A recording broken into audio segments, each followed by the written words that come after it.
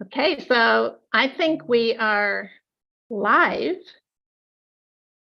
I think so. It says live on my end. Yeah, it says live. Let's go. So welcome, everybody. I'm thrilled to be here today at HeartShift-TV and this brand new series that I'm introducing, real solutions for, you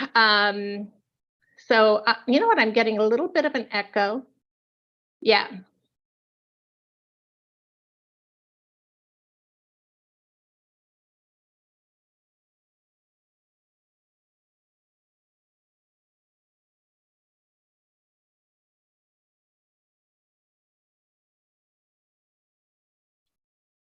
Yeah, let me just see if I can get rid of this. Yeah, I'm muted for a sec to see if that did anything. Yeah, no. Okay, we're just going to keep going. So here's the deal. Real solutions, okay? Real life solutions. And that's why I have my dear friend Sean Marshall with me today. Sean Marshall is a leadership transformational coach. And I've had so much experience working with Sean on many, many different levels. And it's why I wanted him here today, because we're talking about chaos. Chaos. Now you might say, why would we be talking about chaos? Well, if you're looking around in the world, you can see we're in the midst of chaos. So Sean's and my question to you is, hey, you don't like the chaos that's in the world? Let's take a really good look in yourself. So with that, Sean, thank you so much for being here. Please, say hi, tell us a little bit more about you and what you love so much about doing what you do. Awesome. Always so good to be with you, Marcy.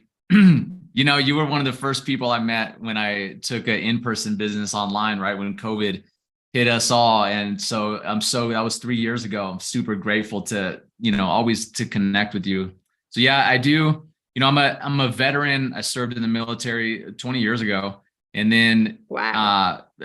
Have been an entrepreneur ever since then. And I got introduced to leadership, transformational leadership and emotional intelligence training 15 years ago. And at that point in my life, honestly, I was really going down a pretty dark place. And I was running a business that wasn't, let's say, a legal business, making a ton of money. It was everything in my world was about image and ego. And I took this course, literally, Marcy, in a weekend, 2 weekends, like 7 days. It just changed my life, like kind of pulled the veil back and had me see the way that I was living, the way I was operating, and it wasn't in alignment with who I really was. And that program just altered the course of my life. I ended up starting a company after that. And then I went back and coached at that leadership school and learned to be a coach. And then ultimately opened a company of my own doing that same type of coaching. And I love this work so much because it gives people freedom. This is what it's about for me. It's about creating personal freedom, freedom from, like you said, when we started this call, chaos. There is chaos everywhere and things are shifting like moment by moment, day by day. There's a big change. We just saw with the BRIC deal that Russia and China did. It's going to change the way that the United States dollar plays right on the larger scale of the world.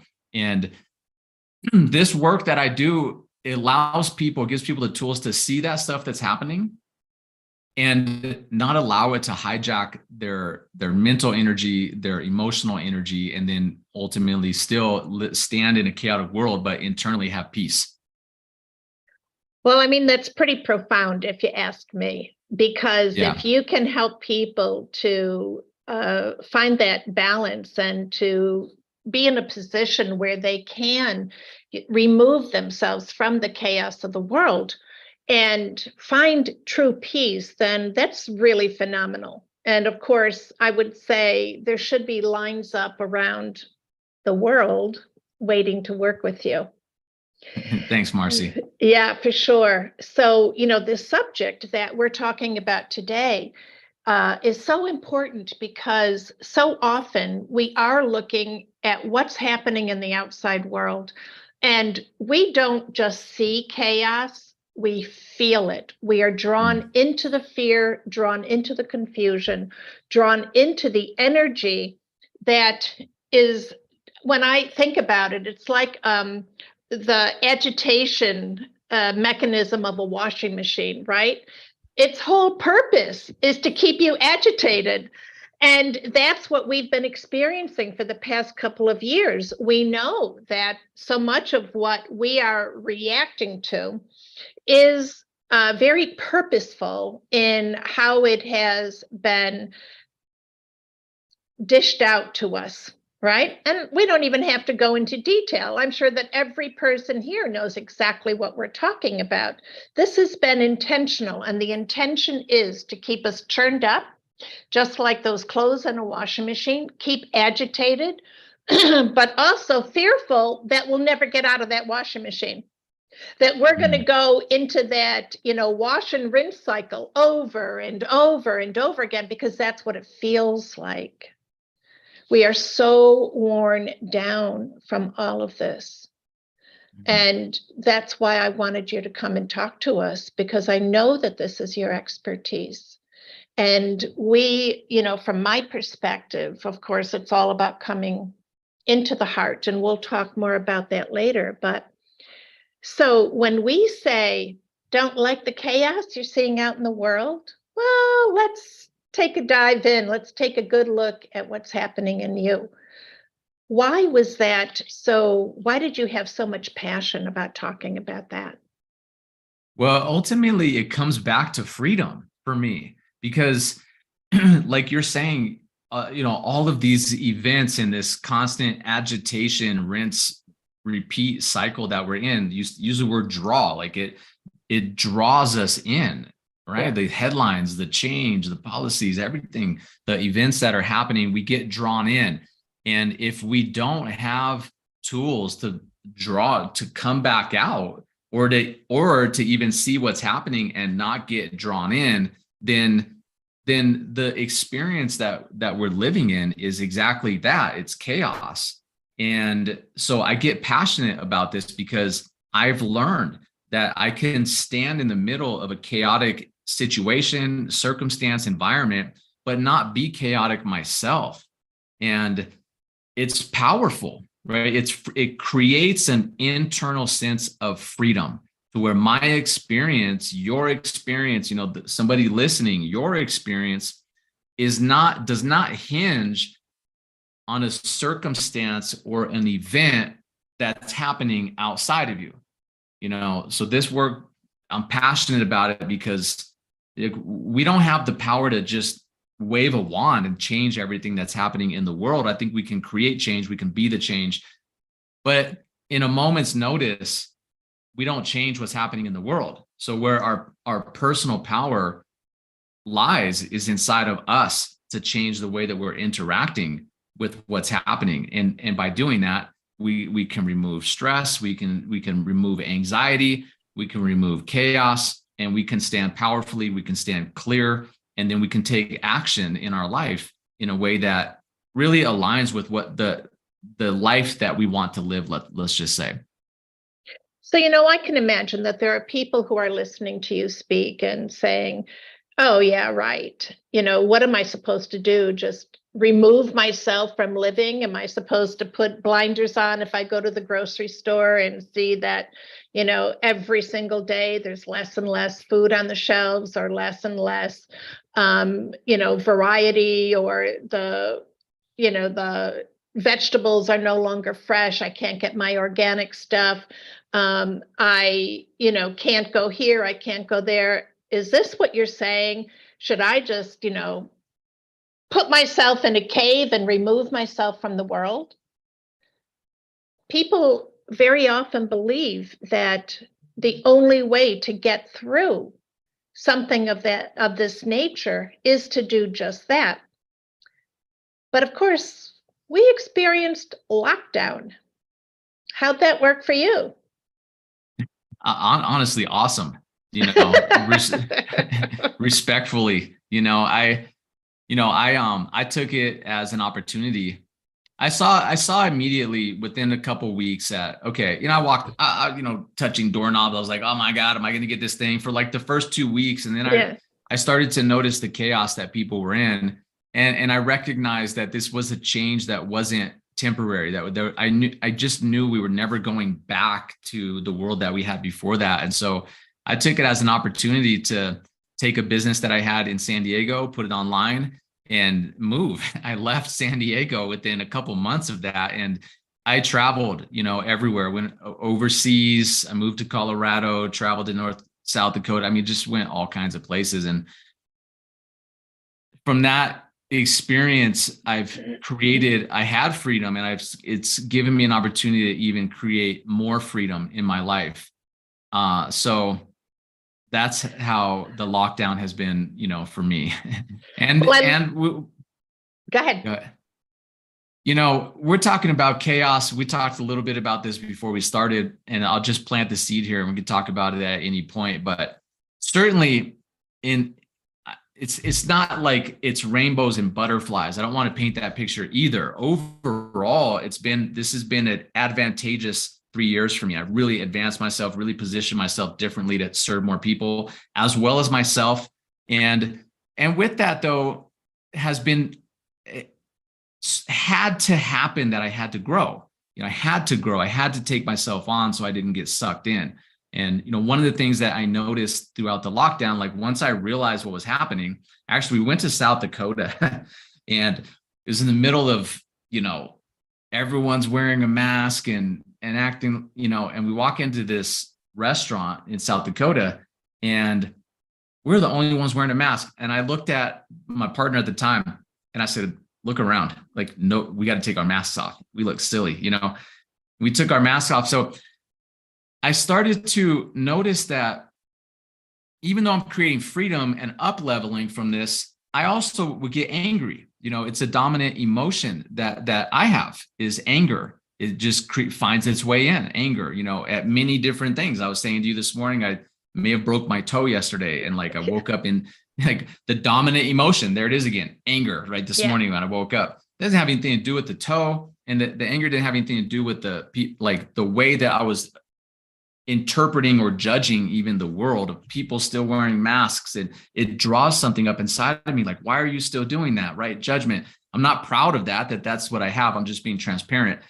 But that gives me an opportunity to, instead of looking at somebody and being like, why are we still wearing masks or whatever, to look at myself and say, well, it's interesting that I'm getting angry because I can't control whether somebody is wearing a mask or whether my doctor is attempting to have me get a vaccine, or that all these mandates that I can't go to this country because I don't have a vaccine. Like, I can't control any of that.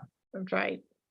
But I can't control the way that I interact with what comes up inside of me. And that's where my work is. And when I do that work, I stop looking outside of myself and getting angry, and I work through the experience I'm having. And then it's a quick route to freedom. Yeah. I love everything that you've said, but for this moment, I'm going to put that anger on a shelf for a second, because Cool. You hit on something that I think is so important in terms of real life solutions. And that was that when lockdown happened for you, contrary to what many people did, or certainly the advice that we were given, to lock down, stay where you are, don't go anywhere, don't speak to anyone, don't interact with anyone, don't do this, don't do that, you went out. So instead of staying in, you went out. And I'm bringing this to the spotlight because so often when we are overwhelmed and we're inundated with all of this evidence, right, in the outside world, we allow that to consume our focus, and we get pulled in, we get drawn into it, as we said earlier.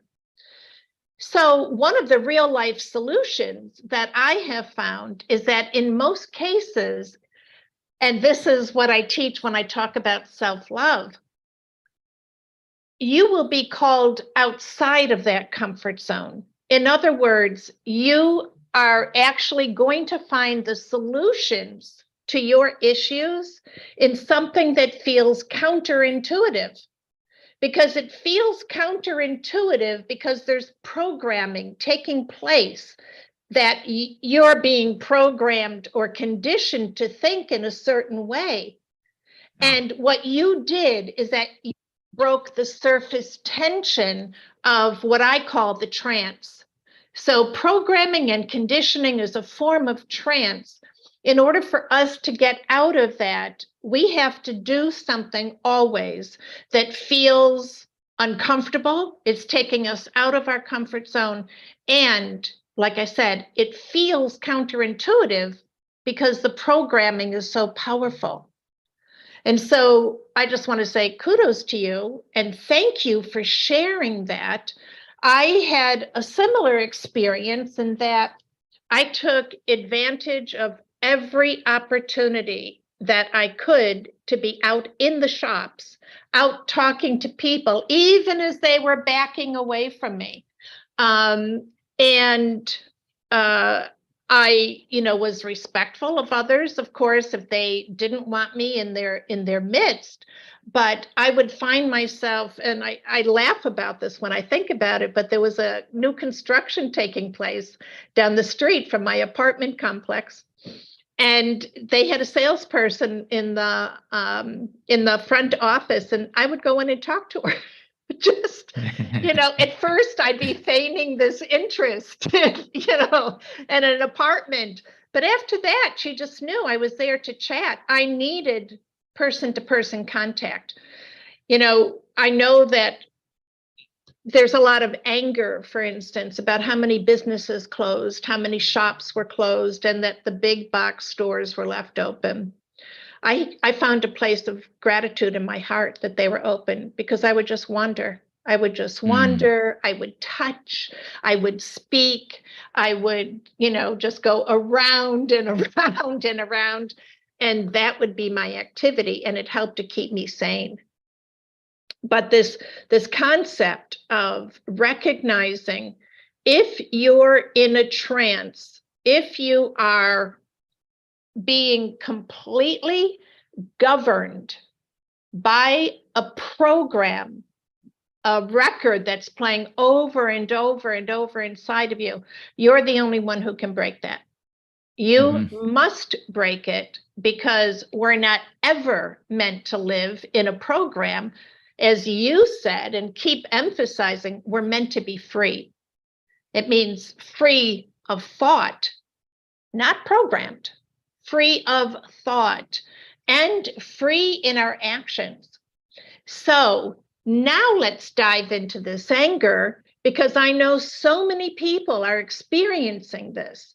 And anger very often is the very first emotion that comes up.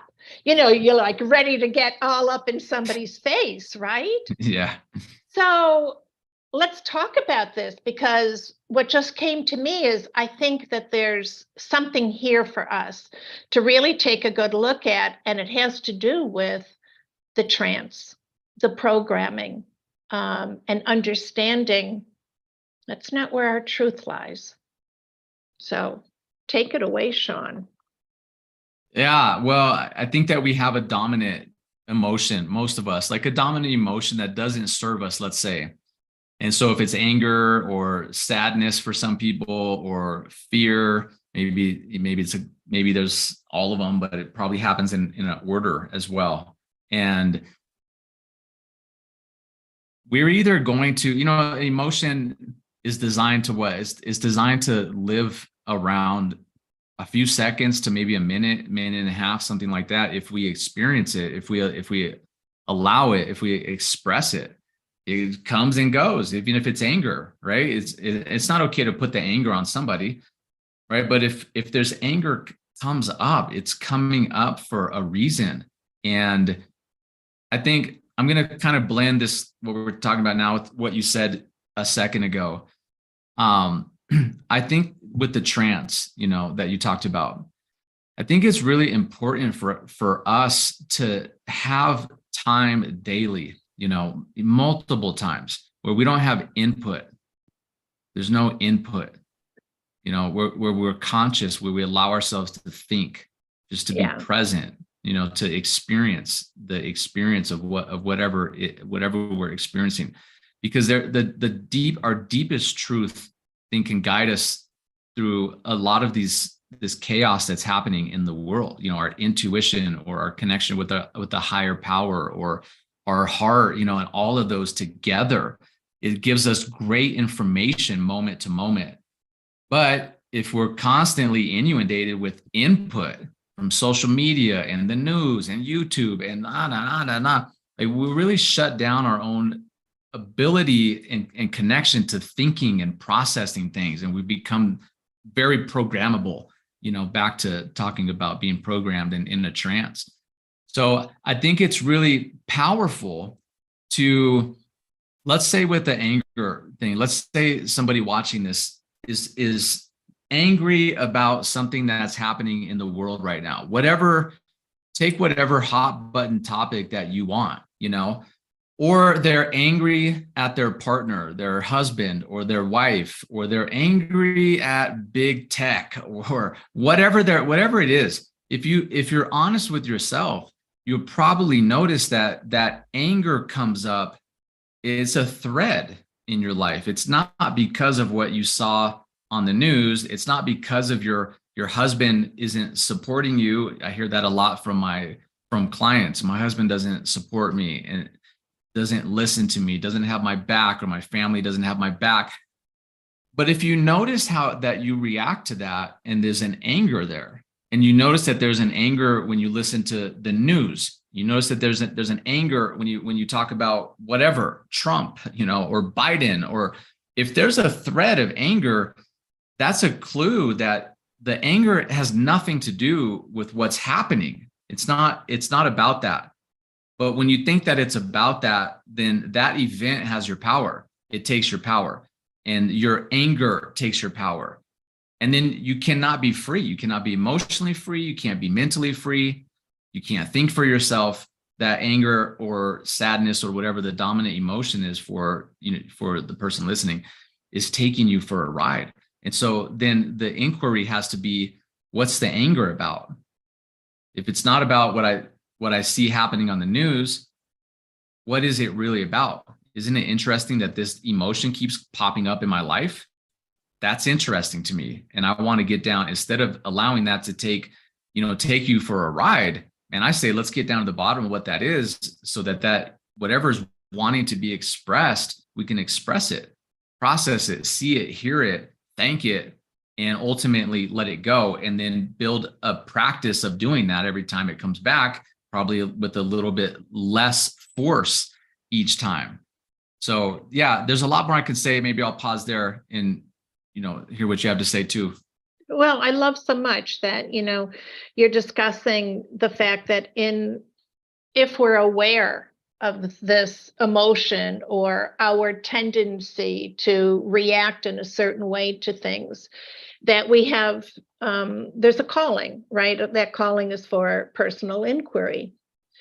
What was coming up for me was how I know, so many people will recognize that emotion and may even be able to stay in a place where they can set aside their judgment of themselves for having that emotion, and maybe even get to the point where, you recommended, actually working through it to be able to let go of it. But what I also hear is right after that, it's like, yeah, but I was right. I mean, that shouldn't be happening, and there's nothing that I can do about it. And so what I'm recognizing too, that so much of it is this place of despair that so many people are in about not having control.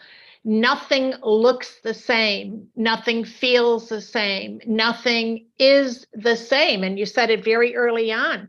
You recognized immediately, man, nothing will ever be the same again.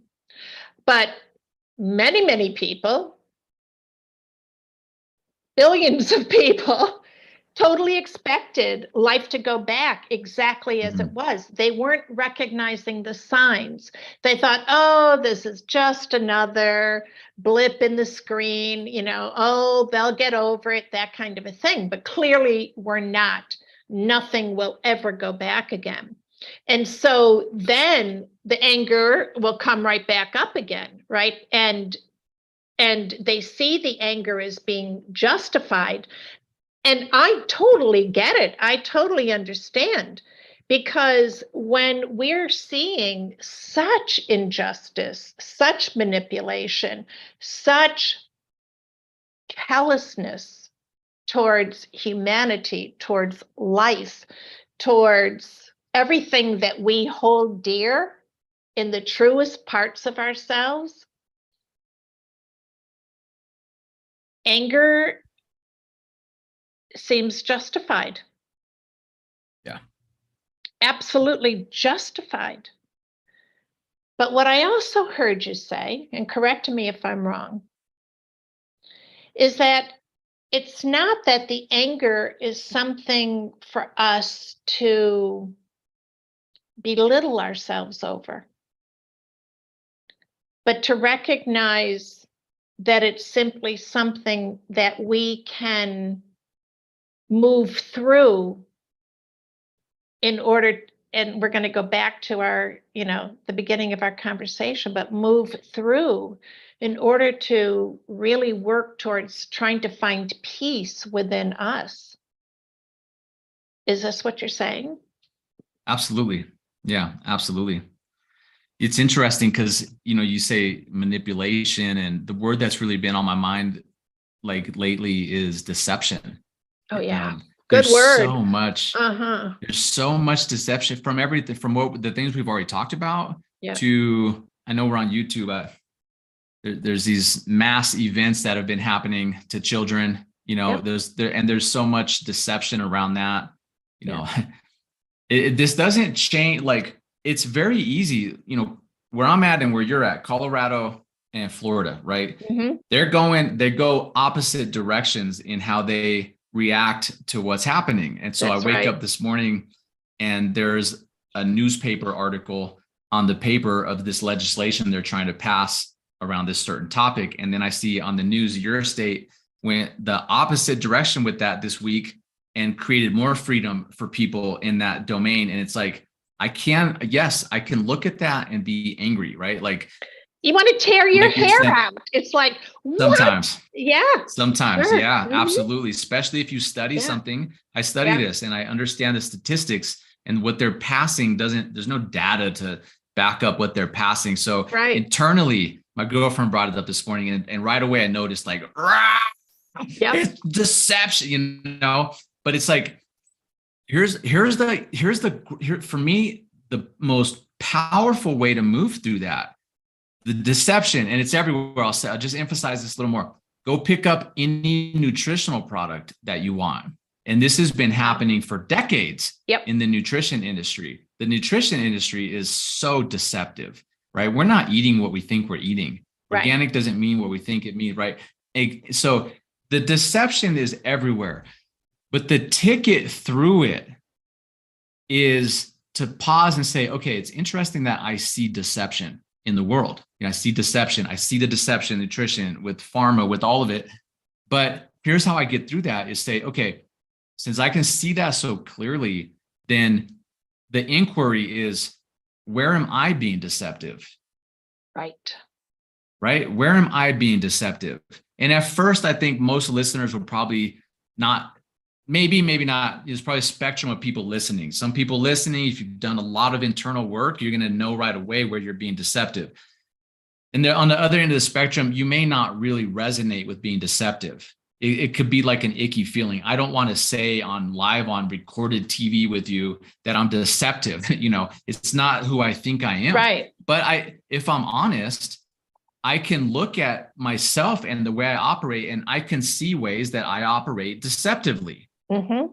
Right? Maybe it's in a post that I put on online, and I want to portray a certain image. Right? Maybe it's in writing to my audience that maybe there's something in there. Maybe it's when I'm speaking to a friend. There's a million different ways that if we look close enough, then may find like, wow, this is where I'm being deceptive. And immediately what happens is, instead of blaming and finger pointing and being, it's them out there, it's them, then it comes back to me. Wow, okay, am I being deceptive? And if I am, or even if I'm in the question, even if I don't find something that I'm being deceptive about, even if I'm in the question of, am I being deceptive? It melts all of the energy almost instantaneous away from the person, people, event, or circumstance where I'm giving my power away. You're deceptive. Then, like, I just gave you all my power. Yeah. But the question, am I being deceptive somewhere? I just took all my power back in an instance. And the same can go to being dishonest or honest. Someone may say, well, I'm always honest, Sean. What are you talking about? Probably not. I have news for you. You're probably not. Do you fully speak your truth in every moment, right? Are you being the fullest expression of your purpose, of your spirit self in a human body? Are you being the fullest expression of that in your life? And if not, is that not dishonesty, right? Is that not a form of dishonesty? I want to be this person in life, but I'm afraid to be that person or whatever. Well, isn't that a form of dishonesty? I think that it is. Yeah. And I think, what you're describing also is that unless you are doing that internal query, that you won't even notice it, because it's part of the programming. It comes from that place in childhood where you were told, oh, don't say that. That's not nice. Don't do this. What will people think? In other words, we were constantly brought through our childhoods with this conditioning that who we were was inappropriate. So we had to be who and what everybody else expected of us in order to be acceptable. So all of us are here, and I want this message to get out loud and clear to our audience. All of us are here to work through that. We are here to work through those childhood programs, that conditioning that has taught us that we're not enough, and that our truth must be filtered at all times. Because otherwise, we have this great fear. Number one, you're either going to hell, or you're going to be ostracized or abandoned, or people aren't going to like you. They're not going to invite you back. They're not, right? All of these things. So we have been taught not to be truthful. And then we look out into the world and we say, oh my God, the world, it's so corrupt. Look at all this corruption that's coming to the surface. It's the perfect time to look at us. It's the perfect time, because we have such a grand reflection on the outside, and to look inside and say, oh I can see where that energy is correlated. It might not look the same. You might not be paying somebody under the table. You might not be, living one life and having a completely different agenda in your real life, right? So it might not be that obscure, but it's there energetically. And it's there because every single one of us, if we're part of a family, if we're part of a culture, if we're part of a society, if we're part of a religion, if we're part of a government, every single one of us has been programmed and conditioned in some way to diminish who we really are. That's bottom line. And we must accept that about ourselves and about our existence and say, okay, where do I go from here? And this is my question to you, because we want to give people real life solutions about navigating life and knowing what it is that they're actually navigating through. Yeah, I mean, I do think so we probably give them a few, right? One solution then is with what you see in the world, being the question of how am I generating that? How's that a reflection of me? You don't have to hold, if someone listening to this wants to, like you said, be right, like, no, Sean, it's not a reflection of me, but right? They're just being the question of it, like to question, how am I? I think that's one, we can count them up. Someone watching this, take notes so we can, you can give us this, what we come up with. Two is looking at our emotions and rather than reacting or placing the emotion on an event or a person, to say, to notice that, hey, this is an emotion that pops up regularly. Okay, so let me figure that, what's going on. I think that number three is, this is a question, I think, the great question to ask of yourself, of somebody listening, of yourself. What do I want? Yeah. What do I want? It's a great question. And it's a different question than saying, I want more money, or I want a great relationship. Like, that's coming from lack. It's coming from lack when we say that. But I'm saying this question from a place of generating clarity and forward movement. What do I want? Okay, I don't like what's happening, but what do I want? And for me, I asked that question, and that's how I came up with the vision that changed my life and changed my life focus. Like, I want a world where we're connected, right? So that's one question to ask. What do I want? It's forward movement, forward facing question. Another great question to ask, and probably till the end of time, just like this one, probably the most powerful question that we can ask, is, who am I?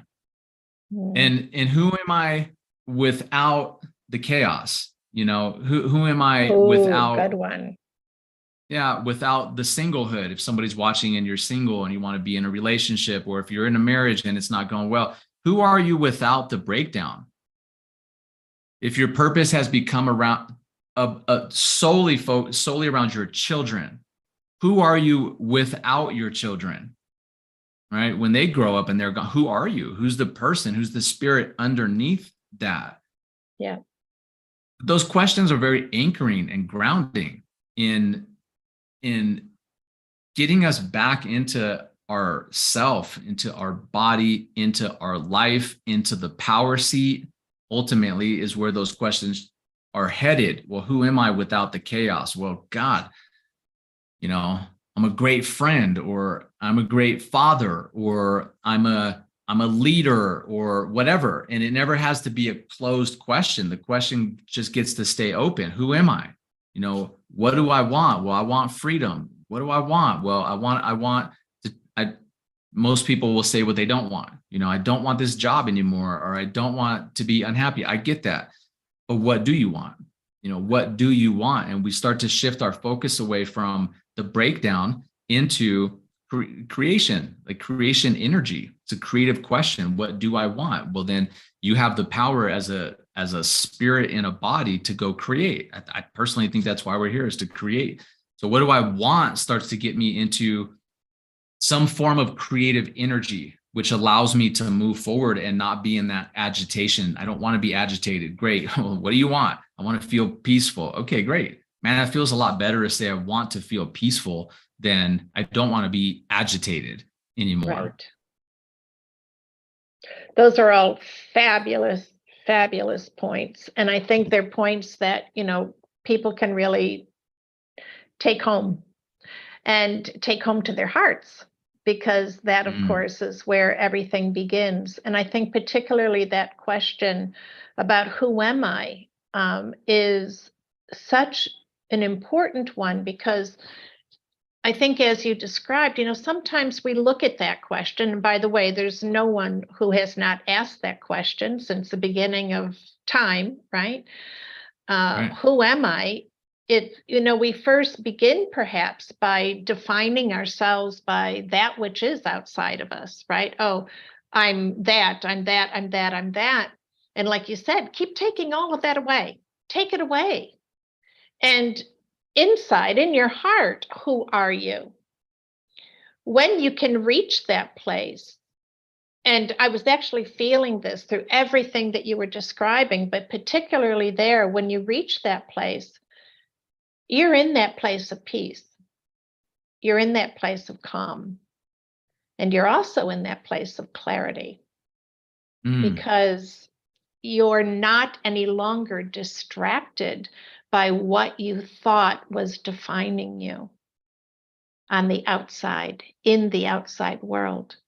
Inside, when we take the time to go inside, it's so clear who we are. And that is something that gives us access to that peace beyond all understanding that we actually are looking for. And so what just popped up for me is that perhaps all the anger, all the pain, all the suffering is coming from that anger having lost hold of who we really are. I 100% am with you, Marcy.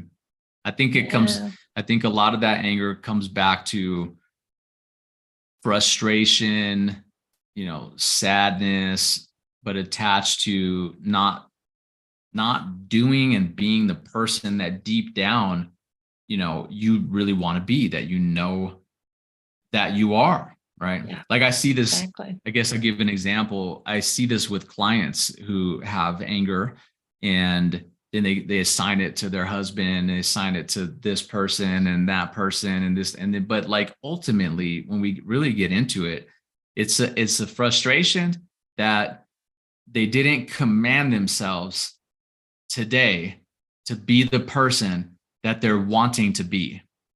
And then it's that disconnect of a person who procrastinated and avoided and wasted time. It's the disconnect from that to the person that's like, I want to be a leader. I want to build a business. I want to be a great mother or father. I want to have fun. I want to be healthy.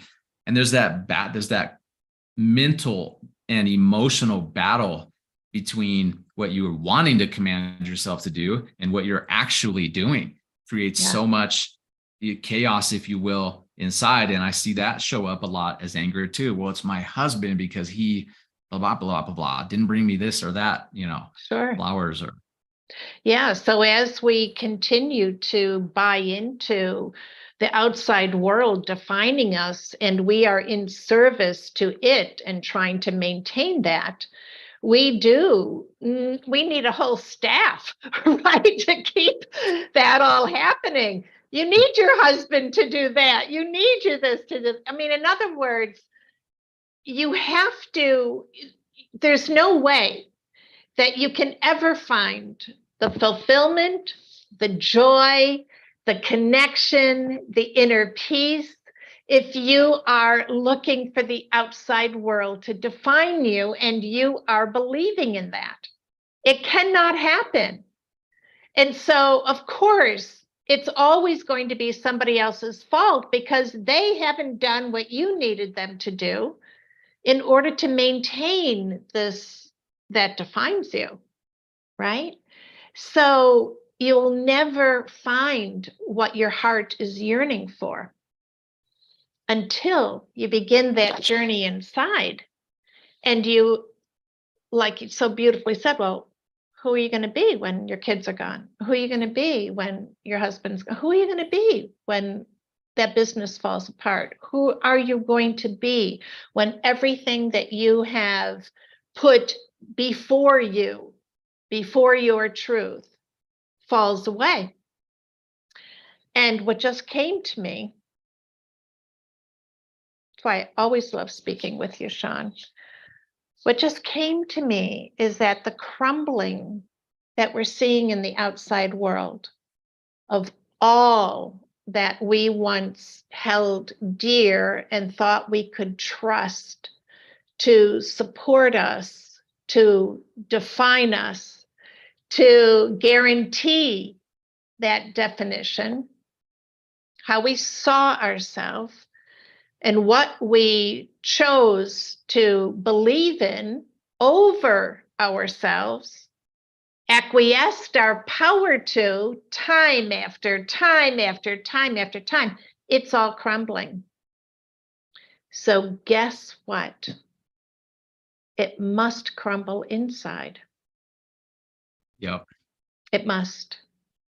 And that's what we're seeing. And that's why all this anger, I think, is erupting from so many people. Because it's like the jig's up. Jig's up. Jigs up. Jig's up. Yeah. You were so invested in this facade, this game of charades. And sorry, that time's over. And you can see, as tightly as you held on, that's how tightly those governmental agencies and banks and everything else were holding on to their charade as well.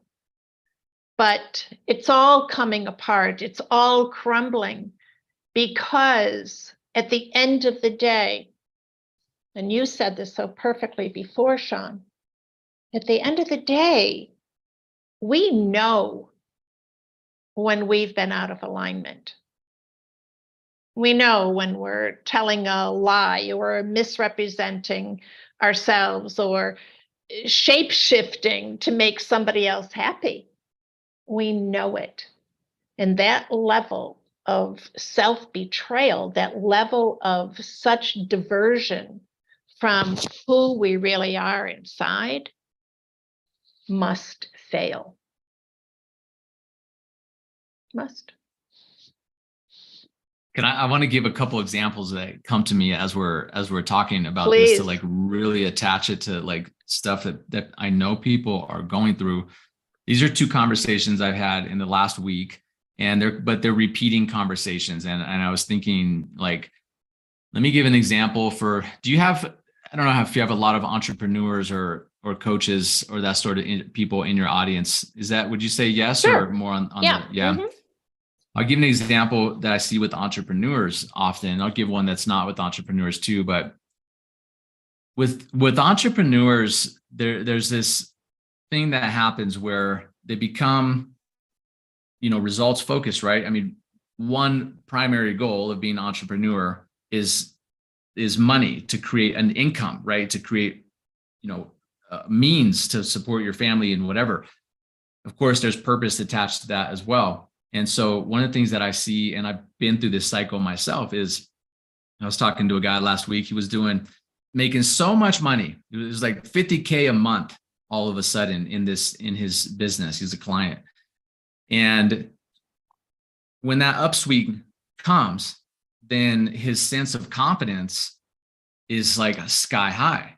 His willingness to go approach women is sky high. This single guy, he wants a wife, so he's confident in those moments. And but his confidence was being propped up on the result being money, right? And so then his investments crashed. The money crashed, 50K to no K in a week, and his confidence went with it because his confidence was being propped up on the result. So it's important to understand, like, if you're an entrepreneur and you're noticing that cycle, you don't want your emotional state to swing on your results. So it's really, you got to learn who you are outside of the results. You're going to have great results. You're going to have hard times, and you don't want to be propped up on that, or you're going to swing insanely. Yeah. And then if you're not, let's say for someone who's not an entrepreneur, let's say there's this ideal that you should get, married by a certain age, have children by a certain age, and live happily ever after, right? Which is, I think, great. It's great when it's well intended and you see that all the way through. And where I see people drive themselves crazy is they have this ideal that they should be married, and then the marriage fell apart, or the relationship that was headed to marriage fell apart, and their ideal is that they must be married. They must have a family. They must, and because they don't have that, they're similar to the entrepreneur. It's the same thing. Their emotional state was propped up. Their confidence, their sense of completeness was being propped up on this ideal of being married. And then without that, then it's just, they get into a relationship, it falls apart, and then it feels like they just are spiraling downhill so fast, right? Because of the result they're assigning who they are. based on the programming. Based on the program. Exactly. Yeah. Exactly. Based on the program. Back to programming, right? Yeah. And I think, we start to recognize how insidious that programming really is, how it has diminished each and every person on this earth, how it has robbed us, of our unlimited potential. And that we have the possibility of living life in ways that we can't even imagine in this time because of that programming. So I think all of this crumbling, all of this chaos, it's maybe even a call for us to start looking at it differently and to start looking at it with, and I know this is going to be really far-fetched for some people, looking at it from a place of just taking it in as an opportunity for us to be reconnected to our true selves and to start to create a life now based on that. So as we take a look at everything that's crumbling around us again, I want everybody to know that is going to crumble within you too, if it hasn't started already. Right. And for most people, it has. I mean, that's what I hear every single day. And that I know in this moment, you might not be able to imagine your lives without everything that had defined you for so long, but you're going to be in for the miracle of life. And that's all I can say, because of course the rest is up to you and what you choose to create going forward. But it's an incredible opportunity. But it requires that you have this level of awareness that, you were talking about, Sean. And so that's really the key, isn't it? It's cultivating that awareness and willingness to take the steps that bring us back to a place where the foundation can really hold what we want and need to create for ourselves and, of course, for this new world. So, any last thoughts, Sean, before we close? Oh, so much. Yeah. What a great word, foundation.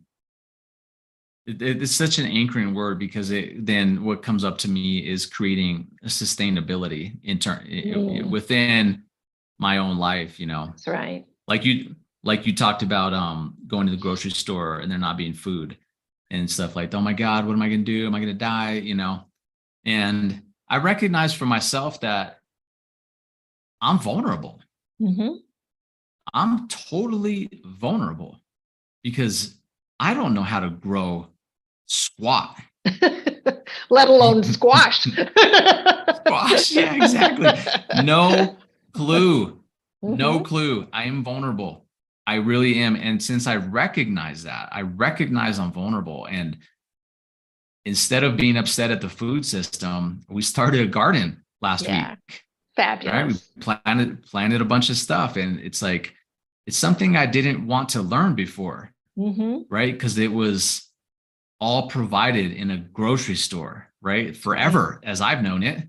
But I recognize that to some degree, do I want to go to the supermarket? I actually still do. Mm-hmm. However, I recognize too, like that idea I said where like your sense of being or freedom is propped up. Well, my sense of safety and survival is propped up on this idea of a supermarket. Oh, it makes me internally cringe. Of course. I'm so vulnerable. Yeah. So then there's this willingness now to be like, yeah, let me get some seeds. Let me learn to start growing my own food. That's right. Even if the worst case scenario happened and I didn't figure it out or whatever, there's something in taking the action. Yes. To be responsible for my own food. So yeah, I would probably keep going, but that was the It's last a thing I wanted to beautiful say. thing. Well, of course, share, where can everybody reach you? Thanks, Marcy. I'd say if you want to hear from me again, the best way to get me is I write every single day. It's one of my gifts that I have is I'm a writer, and I share so much with primarily my email subscribers. That's where I dump all of my knowledge. So how do you connect with me there? Is go to Instagram and click on my bio, and you'll see a link in there to daily inspiration. And so if you want to hear more, just hop on my email list and I'll pop in every morning and share some wisdom with you. That's great. Shawn Marshall, my dear, dear friend. And yeah, so close to my heart. Thank you so much for being here today and for all of your wisdom and the knowledge and the real life solutions that you've shared for people, particularly during this very tumultuous time, where we are seeing the crumbling within and the crumbling without. I love that. I love the way you put that. Yeah. In the midst of all chaos, we see new growth, new life. And that's what's happening. I love that, Marcy. Okay. Thank you for having me. I love what you're doing here. So thank you for having me be a part of this. I'm grateful. Love. Thank you. Thank you. Thank you. Bye-bye now and goodbye, everyone. And please leave your comments below. Let us know what your thoughts are, what your concerns are, and any questions that you might have. We want to hear from you. And remember, we're all in this together. So any real life solutions that you have, please share.